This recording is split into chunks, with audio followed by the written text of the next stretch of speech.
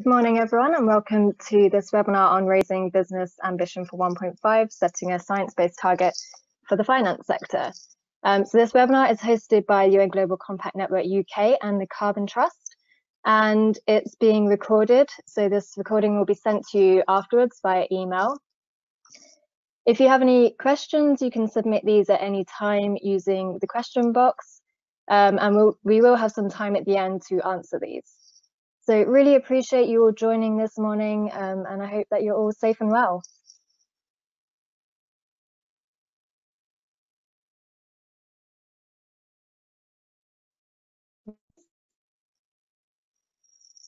So my name is Amy Collins, and I lead our climate programme here at the UN Global Compact Network UK. And I'm very pleased to be joined today by our guest speakers, Aden from the Sciencebased Target Initiative, Connell from Standard Chartered, who will be sharing his company insights on setting a science-based target, as well as Ben Peel and Nick Harris from the Carbon Trust.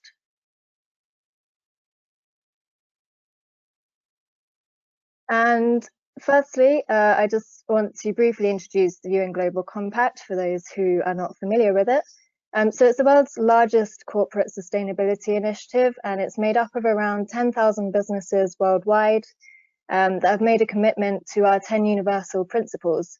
So we promote practical sustainability leadership, share knowledge across sectors, and we seek to shape the responsible business environment.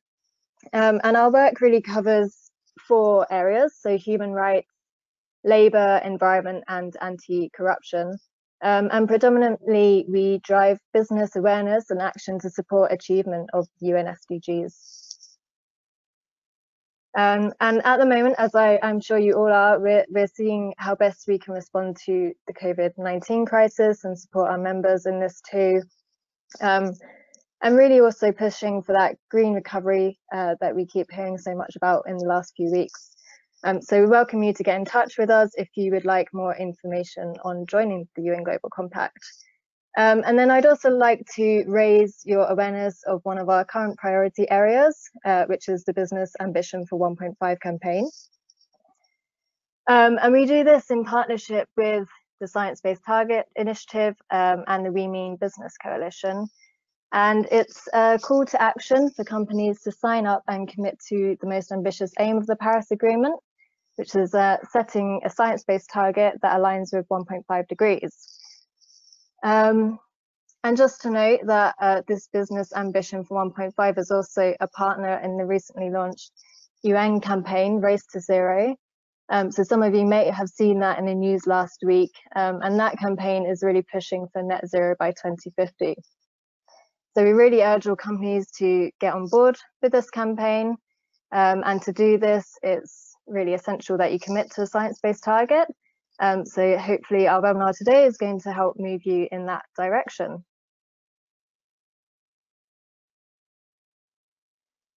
So this webinar is one of a series that we've been doing on science-based target setting for various sectors. We've been delivering this over the last couple of months with the Carbon Trust. We've already done 4, so we still have 1 to go after this, which is for the retail and manufacturing sector. And in today's webinar, just move on to the next slide, please. Thanks. We're just going to walk through some of the key elements of setting science-based targets within the finance sector, so including requirements for portfolio targets, challenges and opportunities that may arise in the finance sector, and practical tips on how to get started. So just to reiterate, if you have any questions during this webinar, please use the chat box function. We'll have some time at the end to answer these, and if not, we'll try to follow up with you after the webinar via email.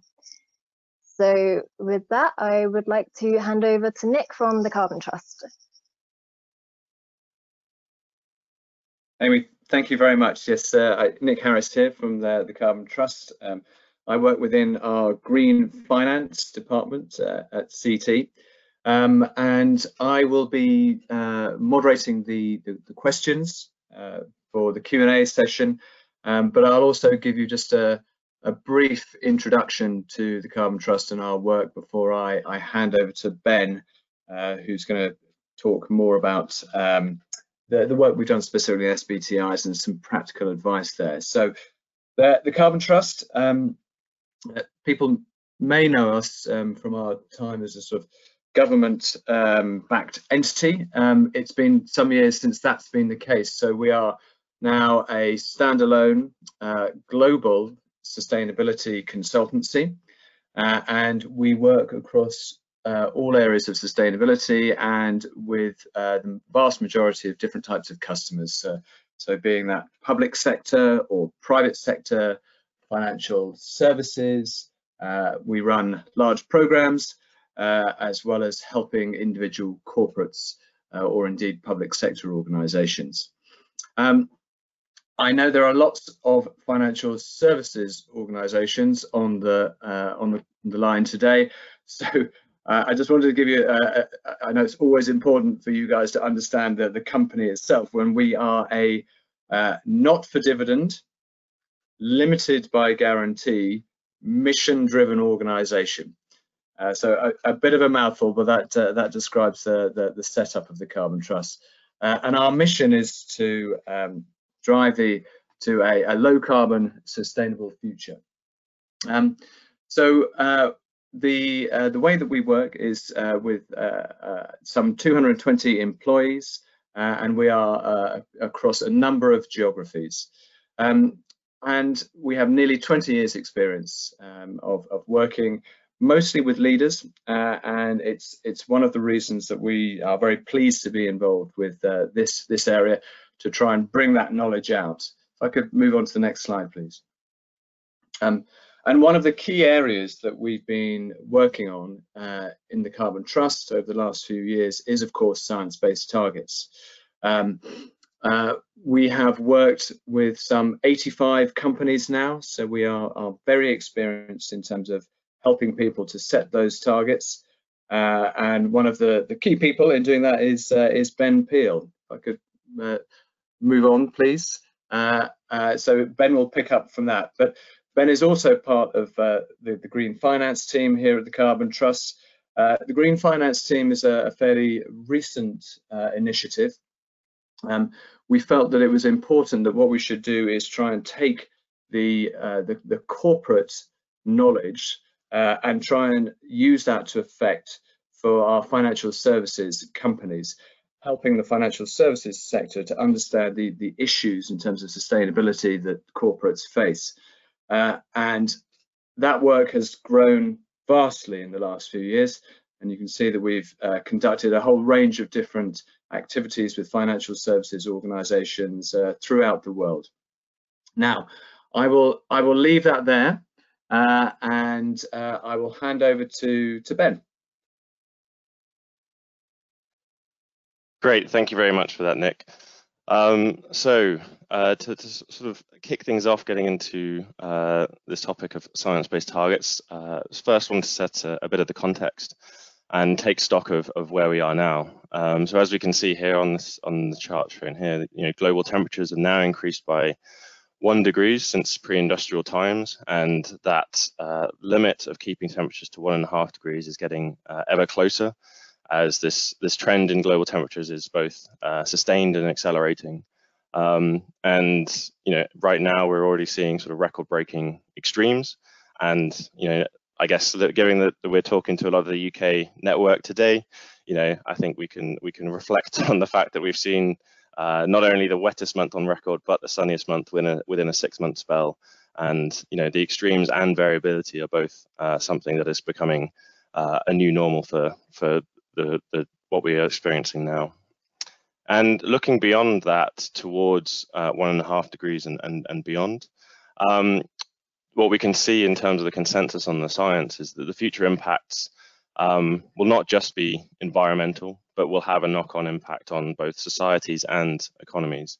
And to avoid the worst of these impacts, if we must hold temperatures to at least below 2 degrees, but certainly to avoid the worst of the outcomes, holding that temperature to 1.5 degrees is the goal that we're striving towards. And looking at the sort of events that are linked to climate change, it may seem like a lifetime ago to many people living in the situations that we're under today, but it's worth remembering that we started the year with massive wildfires in both Australia and California, and then we've also seen super cyclone Amphan hitting both India and Bangladesh, which is just the second super cyclone to have been recorded in that part of the world as well.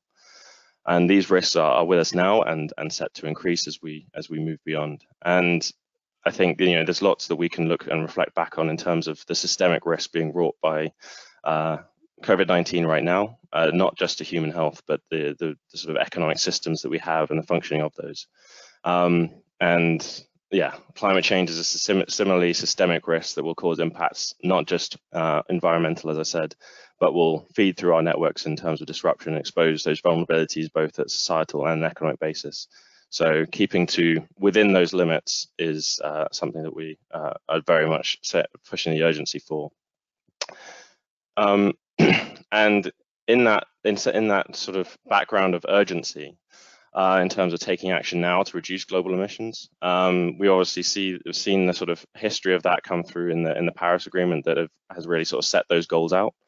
And as Amy introduced it, what we're really pushing towards is the most ambitious of the goals laid out in the Paris Agreement of keeping temperatures to 1.5 degrees, and also working as part of that to achieve the goal of a net zero world in order to put a cap on emissions and maintain global temperature rise.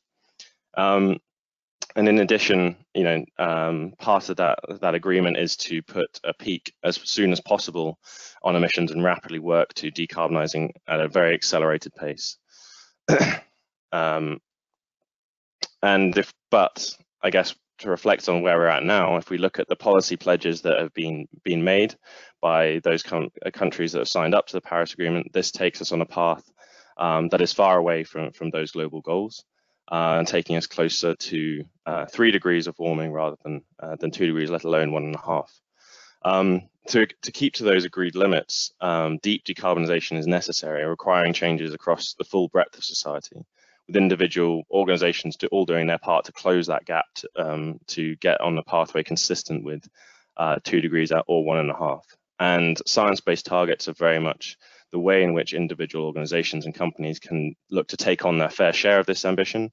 And as with the definition shown here, targets are considered science-based if they are in line with what the latest climate science says is necessary to meet the goals of the Paris Agreement, to limit global warming to well below 2 degrees and to pursue efforts to limit warming to 1.5 degrees.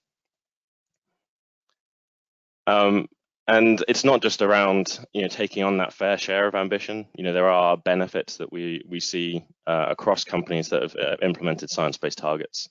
And looking at sort of corporates that have already set targets, there's a lot of observed benefits, ranging from some of the more obvious, such as brand reputation, to areas such as competitiveness and innovation. And working with companies to set science-based targets, what we've seen is that the long-term mindset that they really deliver in terms of knowing the direction of travel, not just for the next few years, but for the long term, really helps to sort of unlock that change in thought process and change in thinking that allows for and enables the long-term transformation that is necessary for us to get on a pathway towards net zero, moving beyond the incremental to those sort of fundamental shifts in business models. And we can also see that these benefits very much relate and hold true for financial institutions.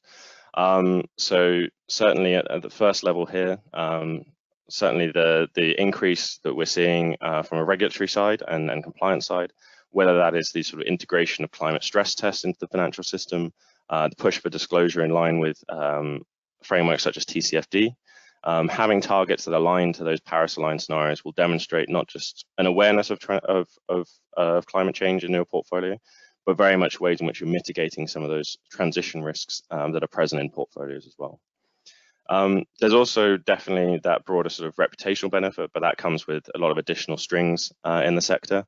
So whether there's sort of investor-led initiatives that are forming part of this, that science-based targets are an important pillar of those initiatives. So there's certainly a sense of showing a leadership position by setting science-based targets, but also on the flip side, we've seen increased shareholder activism towards financial institutions calling for those reductions in the impact of the portfolios and financed emissions by those financial institutions. And science-based targets is very much a way of answering that criticism, as well as showing that action is being taken in terms of your strategy and ambition.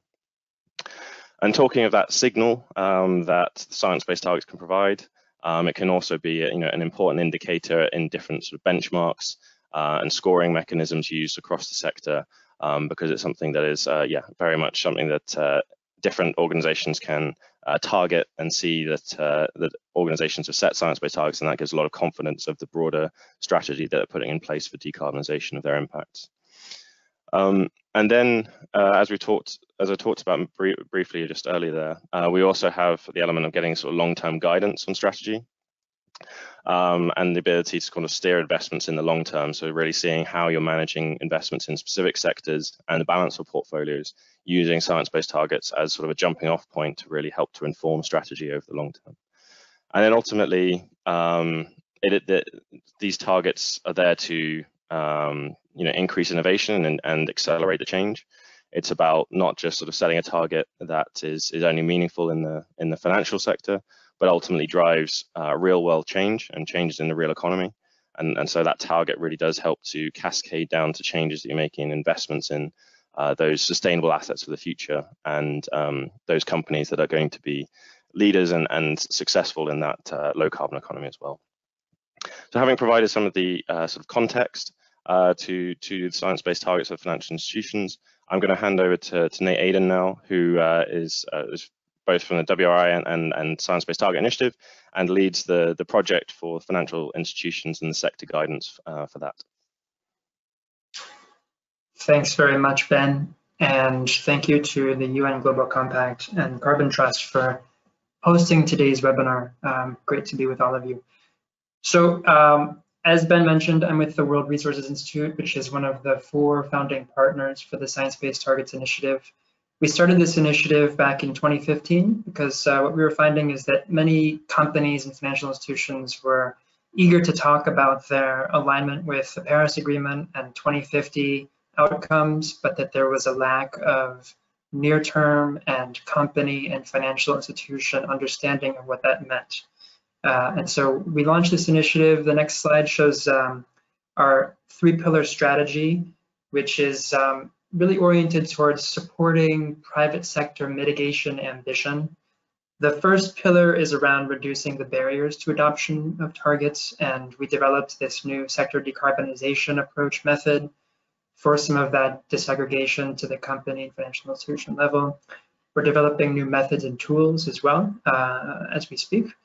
The second pillar is around institutionalizing the adoption of these targets, and so we have a target setting manual, and we also do events to engage companies and amplifiers of increased ambition. And this also sort of feeds back to policymakers in terms of demonstrating that not only is it possible to reduce emissions while continuing to thrive economically, but globally leading companies are already doing this. And then the third pillar is this call to action, which is around creating a critical mass of companies. Part of the theory of change of the SBT initiative is that we achieve tipping points that then catalyze more accelerated action. And this works through supply chains, but also through peer influence among companies and financial institutions. So at this point, we have 880 companies and financial institutions that have formally, publicly committed to joining and setting targets, of which about 380 have approved targets. The numbers for the UK, in terms of UK-based companies and financial institutions, are 36 companies with approved targets and 95 companies and financial institutions that have a commitment to set targets, including 5 financial institutions in the UK, among which is Standard Chartered. So great to have them presenting today as well. In terms of the difference between this group of 880 and 380, we have 5 high-level criteria that we use to evaluate science-based targets. The first is that it covers all of the company or financial institutions' emissions, both in terms of scope 1 and 2 emissions, but also in terms of different species of greenhouse gases, not just carbon, all 7 gases. The second is that it's 5 to 15 years from the date of announcement. And again, this is this 10-year window that ensures some accountability, but still provides flexibility for very capital-intensive companies and sectors. The third criteria is that the minimum ambition of the target is at least well below 2 degrees Celsius stabilization. And this is something that we have accelerated the ambition last year in response to the 2018 IPCC report on 1.5. Previously, we did accept 2 degree targets as well. And on the website, we differentiate between 2 degree, well below 2 degree, and 1.5 degree targets. The fourth criteria is really the crux, and this is around scope 3 emissions. This is particularly relevant for financial institutions. And the basic criteria here is that, first of all, scope 3 emissions have to be quantified. And if scope 3 is greater than aggregate 40% of scope 1, 2, and 3 emissions, then there has to be a separate, ambitious, and measurable scope 3 target. This has been the signal achievement of the SBT initiative to get companies and now financial institutions to not only quantify their scope 3 emissions, but to actually address them. And this is really how the initiative is achieving larger impacts than just the individual actions of the companies and financial institutions. And then the last criteria, sort of high-level criteria, is that there has to be public reporting of emissions inventories after the targets are published. We are now in the process of developing financial institution-specific criteria, which are much more elaborate than the 5 high-level criteria that I just mentioned. The next slide just gives a high-level overview of the framework that we're putting together for financial institutions. So we started this project a couple of years ago now, and the framework has 4 components. The first is a set of methods for financial institution target setting for their investment and lending portfolios. And we have 4 methods that we've developed. The first is a set of emissions-based methods that are oriented around physical intensity for the most part. So if the financial institution, for example, has investments in steel mills, then we have emissions pathways for gram CO2 equivalent per kilogram of crude steel production, for example. The second method is more around capacity or physical assets. The third method is what we call portfolio coverage method, which is the idea that the investees set their own science-based targets. And the fourth method is a new one that's called temperature alignment, where there's a temperature score given to the companies in the portfolio and the portfolio overall. And the target is oriented around reducing that temperature score. The second component of the framework is the criteria. As I mentioned, we're just in the process of finalizing that, and we'll have a call later today actually with our expert advisory group to discuss finalization of the criteria. We've been doing stakeholder engagement around the criteria for the past couple of months, including workshops in the UK and in Tokyo, and a survey. The third component is an open source tool that we are developing that will enable anyone, any stakeholder, any service provider, any financial institution to come up with a temperature score for the companies in their portfolio and for the portfolio overall. And finally, the guidance document will describe these first 3 components, but also include case studies and a how-to for financial institutions to set targets.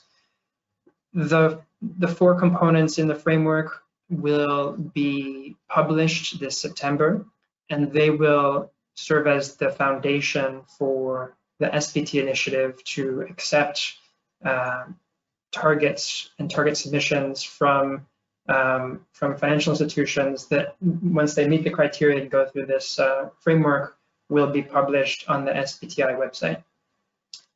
I will now pass it to the next speaker. Thank you. Yeah, thanks for that view of everything on where this science-based target is and the specific actions going forward on the finance sector development. I'm going to dive into a few of those elements that Nate has queued up there, and just sort of quickly go into some of the details around that and where things stand right now, and then hand over to our case study speaker to sort of give some of the more sort of practical viewpoint of how their process has evolved. So just looking at sort of the commitments amongst financial institutions right now, over 50 institutions have already signed up, which is fantastic to sort of see that commitment already, particularly as those methods are being finalized.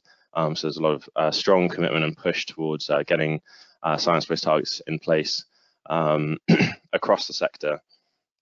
And as I say, we're fortunate to be joined by one of these early commitment companies, Standard Chartered, today as well. So picking up on the aspect of looking at the emissions of the business model as a whole, that important of focus of science-based targets on looking at the full impact upstream and downstream rather than isolating and just focusing on your own operations has been as a key focus. And those of you who are familiar with this diagram from the Greenhouse Gas Protocol will know that means looking beyond Scope 1 and 2 emissions and really looking for the full business model and value chain. For financial institutions, this really means one thing, and really focusing on this final category on the list, which is looking at financed emissions of the full portfolio. As this impact really sort of dwarfs and is far larger than other areas of the value chain for this sector.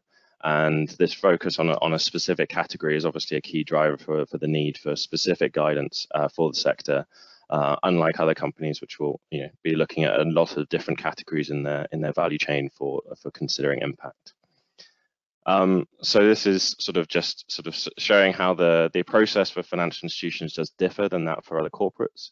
So there are similarities in terms of fundamentally at the core that each institution needs to make sure that they're putting their own house in order, and setting ambitious targets for their own operations over the medium term of 5 to 15 years, and aligning those targets with either that well below 2 degree or 1.5 degree ambition, and doing so with the sort of being driven by actual decarbonisation of their operations rather than the use of offsets to achieve that. So that is the similarity between sort of what is going on amongst sort of general corporates and for financial institutions as well. And then for portfolios, we really have this divergence between corporates that are setting Scope 3 targets, looking that sort of everywhere along that value chain, and finance sector, where we're very much focused on portfolio targets. And this is around setting quantitative targets for both investment and lending. But given the diversity of activities that is represented by the finance sector, this is very much around, that there is also flexibility to do so with those multiple methods that Nate has mentioned. And that ultimately that this needs to be linked to changes in the real economy, and that these targets don't sit in isolation, but they're part of a bigger strategy around sustainability and the transformation towards that sort of net zero economy in the long term. In terms of the general concepts of science-based targets, just to sort of take a step back, the general approach in setting targets is to follow these sort of 3 general stages. So first off, looking at the overall carbon budget, so looking at the size of the pie, and this budget being determined by what sort of temperature ambition that we are having. So whether how much cumulative emissions have we got available that we can emit before we breach those temperature thresholds. Secondly, we're then looking at sort of allocating a portion of that to each individual company within sort of global economy, so that each individual company has a fair share of that portion that they can emit if they are going to do their part to achieving that overall level of decarbonisation. And then in terms of looking at where you're starting from and where you need to get to, it's then around drawing that trajectory to determine for your target setting period of whether it's 5 years, 10 years or 15 years, or anywhere in between, how fast and how much do you need to reduce over that time period to be on track for that overall budget that you've been set for your science-based targets. And in terms of that first stage, we very much that budget and overall size of the pie is set very much by the emissions scenario and what we're looking to align to. So as Nate mentioned, the overall largest budget of just limiting warming to 2 degrees C is no longer an acceptable level of ambition. So now organizations must choose between either aligning to a well below 2 degree scenario or one that is aligned to the 1.5 degree, with obviously that overall budget that we have available shrinking the more we want to limit temperature increases from now until the end of the century.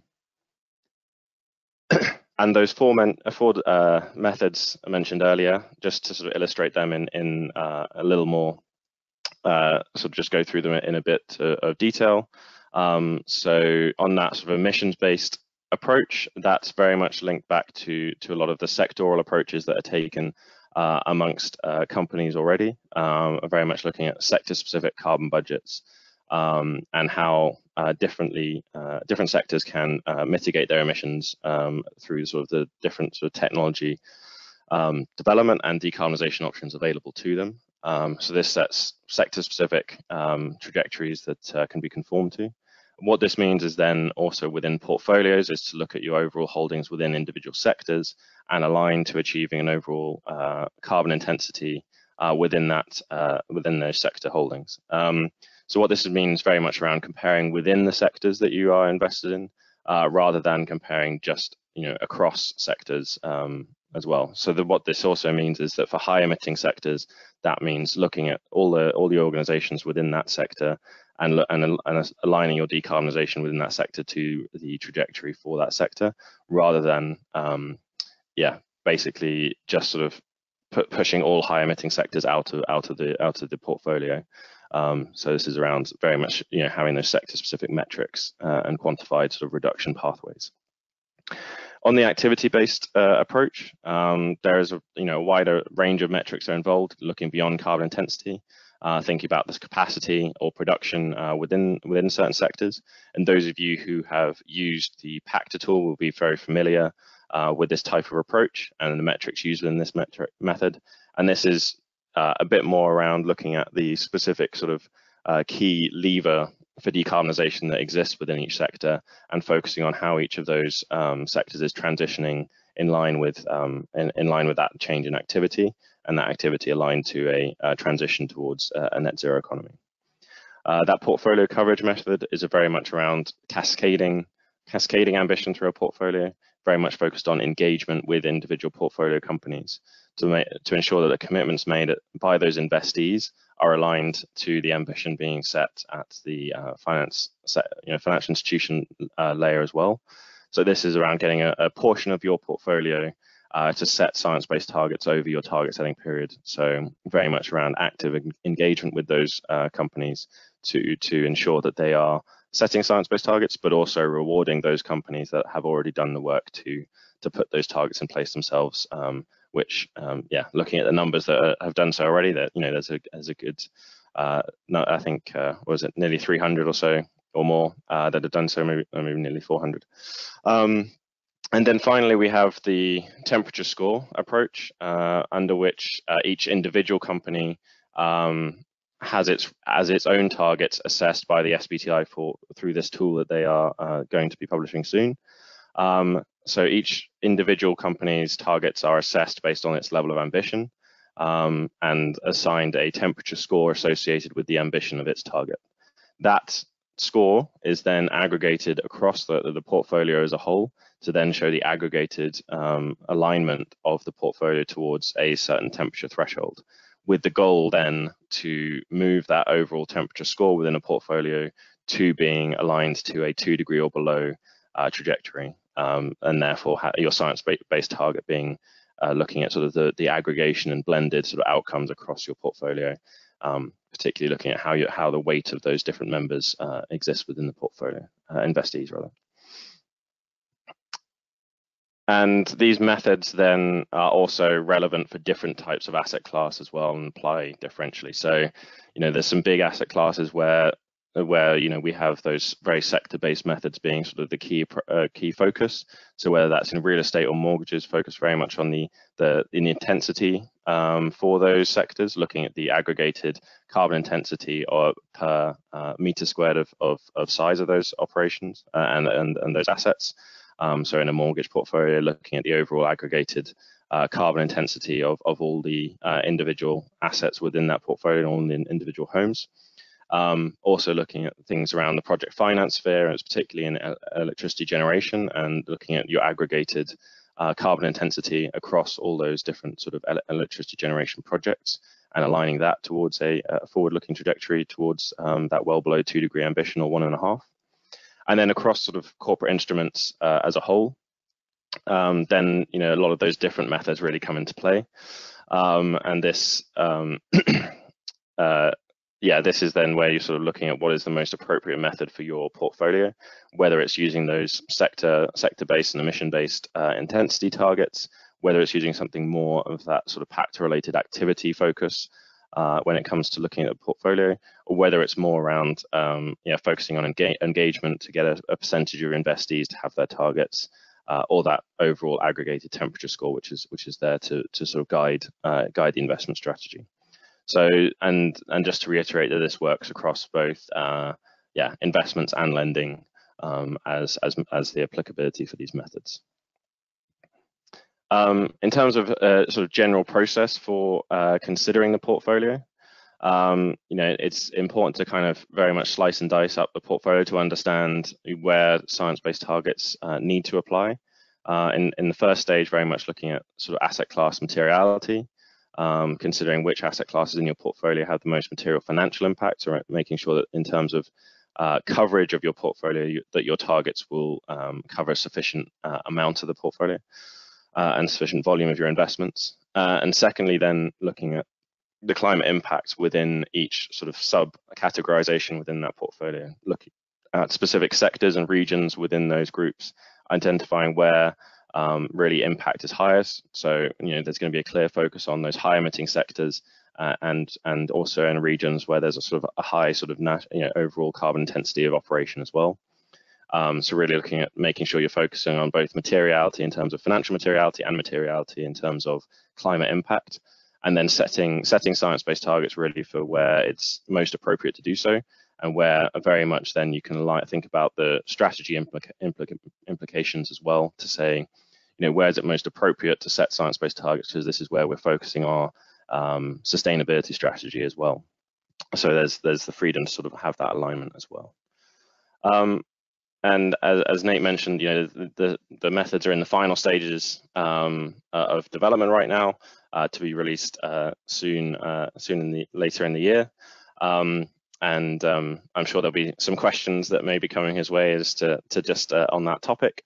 But yeah, looking to some of the previous sort of considerations in terms of the sort of fine tuning that is just coming through. There's a few considerations around how much of the portfolio that these targets will need to cover. So there's a bit of a spectrum in discussion right now in terms of coverage. It's looking at the sort of share portfolio that needs to be covered, and this could scale from everything from a narrow focus on high emitting sectors and really looking at kind of leveraging change in that sort of highest emission area, or looking to fully screen the entirety of portfolios and setting targets across sort of the bulk of holdings in both the high emitting sectors and the remaining sort of tail of the portfolio in lower carbon intensity sectors as well, to make sure that those organizations that maybe are less exposed to those high emitting sectors still have a strong ambition to work towards.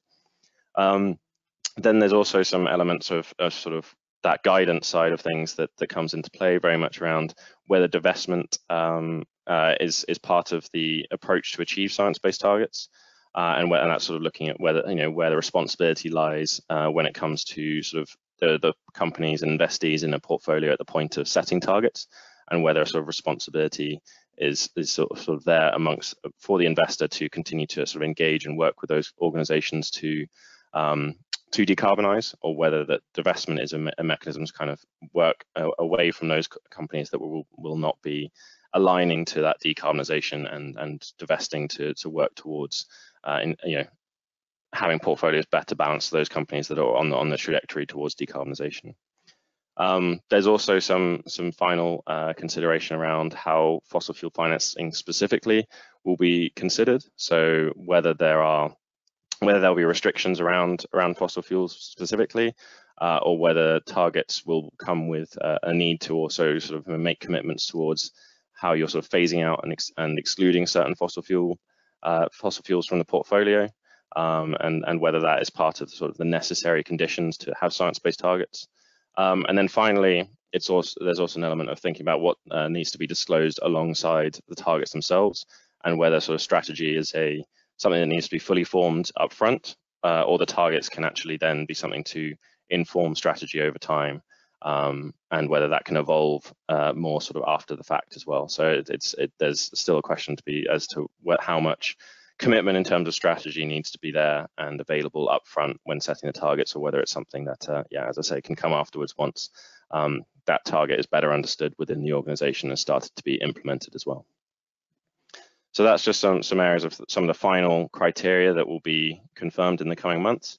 As I say, a lot of it, the sector guidance is now in place in terms of the methods, the approaches, and what is necessary to set science-based targets. But this is just to give an awareness of the final areas that are still under some discussion internally at the Science-Based Target Initiative. So just to sort of summarize before handing over to Simon from Standard Chartered. So while there is a lot of similarities to the approach for financial institutions, there are some unique challenges, very much relate to how you sort of look at portfolios as a whole, and how you look at sort of the attribution and engagement with those portfolio companies. And I guess in our experience, the things we want to kind of come back to is that really the targets should be considered a lever into informing portfolio strategy and engagement. They shouldn't sit isolated as just something that's sort of set within a sort of climate team. It's very much around this being then how you sort of inform strategy within your financial institution. As I say, a lot of the hard work has been done around the criteria for setting science-based targets for financial institutions. So we'd very much say that it's time to really, if you haven't started looking at how they apply, really start identifying the best approach for your portfolio and get clarity about how you would go about setting targets while those final areas get ironed out. And also don't neglect that you still have to set targets for your own operations. So while there's a lot of focus on portfolio, that scope 1 and 2 is still needs to be figured out, and you still need to be making sure you are decarbonizing your own operations alongside those the impact to your portfolio. So with that, I will now hand over to Simon Connell. If you can. Thank you very much, Pen. Great. Just checking everyone can hear me. Lovely. Yeah, I can hear you, so I'll leave it with you. Great, thank you very much. I don't have slides. That may or may not be a good thing. I'm also not going to turn my video on because at least in this photo that you may have to stare at whilst I'm talking, I've had my hair and makeup done and look a little bit better than I do in these days, as I'm sure many of us are finding. So I am Simon Connell. I'm Head of Sustainability Strategy here at Standard Chartered. For those for whom that's not a household name, we are a UK domiciled bank, commercial bank. We have clients and operations across Asia, Africa, and the Middle East, and we do everything from retail banking, serving SMEs and the commercial sector up into corporate banking. So we're not an investment bank, we're not a UK high street bank, but maybe if you're in some more exotic locales, we definitely are a high street bank. Just to pick up on one of the last things that Ben said, we've set a science-based target for our own operations. We're aiming to be net zero by 2030, so we've certainly shown that level of ambition. But of course, we recognise that really for a financial sector organisation, that's just getting started. And the finance sector has a critical role to play in supporting, enabling and signalling for clients across the real economy. And given we all serve clients across the whole of that economy, to aid them in their climate action and ambition as well. So in September 2018, we made a commitment to measure, manage and reduce the emissions related to our financing of clients. At that point, we didn't really know how we were going to get there. And maybe as I reflect on some of the things I'm going to discuss with you in the next couple of minutes, it's a little bit like when you go to Marks and Spencer's and you want a picnic and you kind of grab a little bit of everything. Maybe you'd call it fusion food, but we are trying our best to sort of trial a variety of these different approaches to work out what works best for our situation and context, and to enable us to best steer our actions. Because of course, one of the things that I think makes banks a little bit different is the sheer breadth and granularity of financial products. You might be offering advisory services where there's no credit exposure. You might be offering some very short-term credit exposure, things like trade finance limits, or at the other end, but still talking about corporate clients, you might be offering some very long-term and probably quite large credit exposure limits to project financing where there is a clear asset at the end of that. And so as Ben said, there may need to be different methods that reflect these different types of financial services, all of them though trying to help you understand the climate impact of the decision you're making and help steer in that direction. Also, I suppose another point that differentiates banks in this context is divestment. If you hold publicly listed equities or bonds, for example, as an asset manager, you're able, subject to having a mandate from your investors, you're able to sell those and buy those at will. Whereas, of course, as a bank, you tend to have broader relationships and then a wide range of products under those. And some of them, even if they were originated some years ago, you might still be contractually bound because, of course, the client is using the money to do something. And so that divestment, I think, is a little less clear cut, but certainly there is a role for careful client selection and thinking about what the steps are. If you and a client are maybe not in the same direction, how can you use your leverage to try and encourage them before maybe at the end having a decision that they're not the client for you given their direction. So how do we take something like emissions or another metric and make that stick to the financing? So if we take ourselves forward from our September 2018 commitment into May 2019, we published what we call our emissions white paper. For those who want to dig into it, it's available at sc.com/emissions. And it was really our first attempt at trialing some approaches. And then in that we trialed PCAF, the platform carbon platform carbon accounting financials, and also PACTA. And again, acknowledging here that PACTA for banks is at a much earlier stage of development than PACTA for asset management. Now looking at PCAF, and really there, we're of course dealing with an emissions-based approach, and we chose to focus in on project financing into the energy sector, so power generation, partly because there was that strongest correlation between the project and the emissions. We found that across our markets, Asia, Africa, and the Middle East, we might have as low as 20% reliable emissions data for the underlying plants. Some of that reflects, I think, the earlier stage of corporate reporting on climate and carbon across that footprint. And some of that reflects the fact that, as mentioned before, project financing is long tenor exposure. And we were looking at exposures that had been written some years ago. And therefore, we didn't necessarily ask for the information. It wasn't necessarily market standard at that point. So, of course, one of the immediate lessons from that is trying to build out our due diligence and our information requirements when we do new deals from today forwards. We also worked on PACTA. We found at that point that it's an activity-based approach, but that because it was using proxies, those proxies were not necessarily accurate, but they got us across the first hurdle of analysis, and they then got us across the second hurdle of being able to take that analysis to our clients, share it with them, and start a conversation. That was quite a helpful way to allow us to move forward quite rapidly. We're part of something called the Katowice Group of Banks, which is a group of 5 banks who were working directly with 2 Degrees Investing Initiative to try and really aid and supercharge the development of those approaches. So by December 2019, in our TCFD report, which is available at sc.com/TCFD, we were in a position where we could do 2 things. The first is we could provide portfolio baseline information for 2 sectors, for the automotive sector and for the cement sector. And the latter one, I think, particularly interesting for me because it really is a hard to abate sector. There's a clear technology-based or activity-based transition trajectory for the automotive sector. We don't think the cement sector is there yet. So that's a challenge where we need multiple stakeholders to come along. The other, and really critically for us, is we were able to start setting policy. So in December 2019, we announced a sector policy for coal. This covers coal mining, coal trading, and coal power generation. And we basically said that by 2030, at a client group level, we wanted all our clients to transition themselves to have less than 10% of their revenue coming from those coal activities. So we're allowing other activities, which is great, but the aim was to set that and a series of interim thresholds that would support those clients in that sector and undertaking those activities to transition themselves away from those. We want to keep them as clients, but we want them to play an active role in the transition. So there's a series of interim targets there. We've been very public in the way that we've communicated this, in the way we've engaged with our clients. But really critically, we were also able to use some of our nascent scenario analysis tools and techniques to demonstrate both internally to management in setting that policy, but also to our stakeholders in that TCFD report, that this new coal approach was consistent with the goals of the Paris Agreement, was aligned with the climate scenarios that we're seeking to mobilize around. So I think that was an innovation to me. If we think back 2016, we'd said we wouldn't provide new financing to new coal mines. 2018, we'd said we wouldn't do it for new coal-fired power plants at a project level. But this was both broader in scope as a policy, but I hope upholding the sort of science-based objectives in being demonstrably aligned.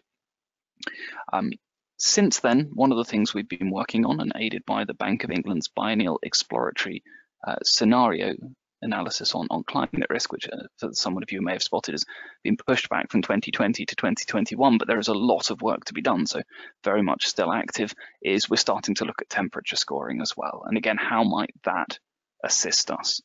And so if I can think across this sort of slightly diverse M&S buffet we have in front of us of the different things we've tried over the past 18 months or so, I would call out three things.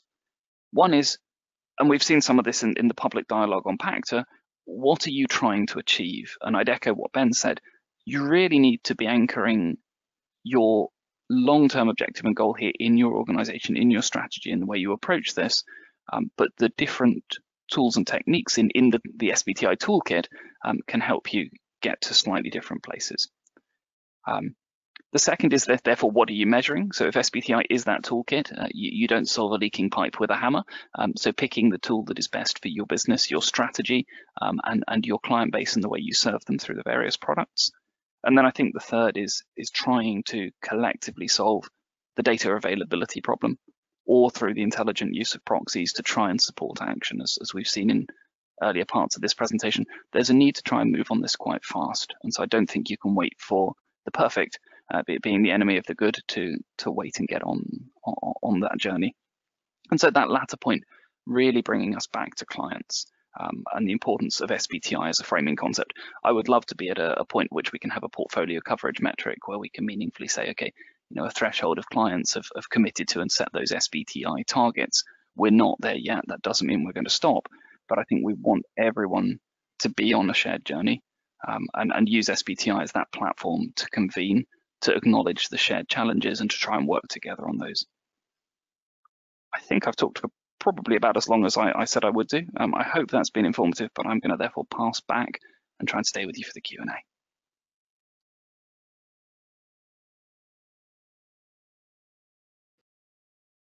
Great, thank you for that. I think we'll go straight into the Q&A now, which Nick will be moderating. And yeah, I think these sort of summary points kind of hopefully will encapsulate a lot of what's been said today, really in terms of some of the sort of key points we wanted to leave you with. But I'll hand to Nick to kind of give us some questions that have come through from the chat and allocate those to our various speakers today. Great, thanks Ben, and thanks Simon. That was really good stuff. So I can see a number of questions which have come in, and we've got a few minutes left to challenge those. We've got a great one here, which as an opener, and even if we only do one question, I think this would be great. And I think each of our speakers today will be able to have a go at this. It's a frank question saying my organization is saying science-based targets are too complex to track at this time, and I want to get them on the right path. So we've got a couple of things in here. How do we get buy-in internally in the organization, and how do we make sure that we've got the right tools, and how do we make that first step? And I wonder if Simon, obviously this is something you've been through. Could we start with you? Sure. I think it's a really interesting one because there is a lot of discussion within financial institutions at the moment about climate risk, and both physical and transition climate risk. And I think it's trying to situate this conversation in that, have an understanding that this is only ever a mitigant for that transition risk, and it's not a perfect mitigant, but to try and say, look, we all need to understand where our clients are and to develop a shared view of where we want to get them to. And so I think, again, trying to fit this into the toolkit that an organization needs to respond to climate risks and to be able to seize climate opportunities. SBTI has been working on this for a while, so I think some of that, I don't think the complexity is going away. I think the complexity is necessary because the finance sector has those very different structures and strategies. But I think trying to just drill down for your internal audience, almost walk them through why these different facets exist and which one is best for your organization can help them turn what they might perceive as complexity at the moment into something that they can see as really aiding them in where they're trying to get to, and complementary to the existing parts of that journey for them. Thank you. And Nate, perhaps you could give us your thoughts on that. Yeah, thanks for the question. I think that we see the SBT initiative as one part in a broader ecosystem here, and we are seeking harmonization with different groups, for example, TCFD, but also the data and service providers. And so I think, Simon's final point there about data limitations is a key one. So one way that we're trying to facilitate this harmonization and consistency as opposed to redundancy is through this tool that we're developing, where it's very open source, and we're trying to get people on the same page in terms of what input data are available and what assumptions make sense in terms of alignment with different stabilization pathways.